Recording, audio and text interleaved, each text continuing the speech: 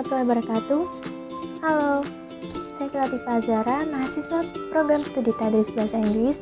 Pada kesempatan ini, saya akan menyampaikan refleksi lisan saya mengenai filsafat pendidikan dan relevansinya dengan pengalaman belajar pribadi saya sendiri.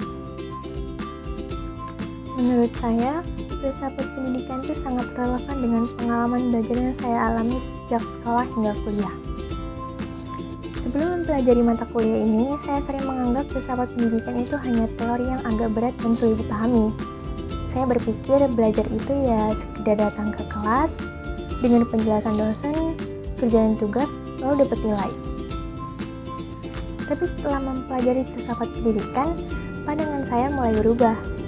Saya jadi sadar bahwa pendidikan itu bukan cuma soal nilai, tapi soal proses dan bagaimana cara kita memahami makna belajar itu sendiri. Salah satu pengalaman yang paling saya rasakan adalah ketika dosen mengaitkan materi dengan kehidupan sehari-hari. Saat pembelajaran hanya berisi teori, saya cenderung cepat bosan dan pasif.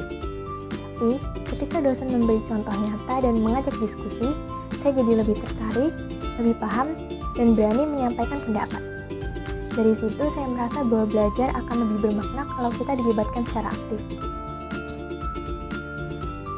Nah, saya juga menyadari bahwa setiap orang punya cara belajar yang berbeda, termasuk saya sendiri. Saya lebih mudah memahami materi ketika belajar lewat diskusi dan bertukar pendapat dengan teman-teman. Dari diskusi, saya belajar menghargai perbedaan pendapat dan melatih cara berpikir kritis. Hal ini sesuai dengan konsep filsafat pendidikan yang melihat peserta didik sebagai subjek aktif, jadi bukan hanya penerima materi aja. Pengalaman lain yang cukup berkesan buat saya adalah saat mengerjakan tugas refleksi. Awalnya terasa sulit, karena saya terbiasa dengan tugas yang jawabannya pasti. Tapi, dari tugas refleksi, saya belajar menghubungkan materi kuliah dengan pengalaman pribadi saya. Saya jadi lebih jujur pada diri sendiri tentang apa yang saya pahami dan apa yang masih perlu saya pelajari. Dalam praktik nyata, filsafat pendidikan menurut saya bisa diterapkan dengan cara dosen menjadi pembimbing, jadi bukan sekedar pengajar. Dosen memberi ruang untuk bertanya dan berpendapat. Sementara mahasiswa belajar bertanggung jawab atas proses belajarnya sendiri. Dari sini saya belajar bahwa belajar itu bukan hanya menerima, tapi juga mencari dan memahami.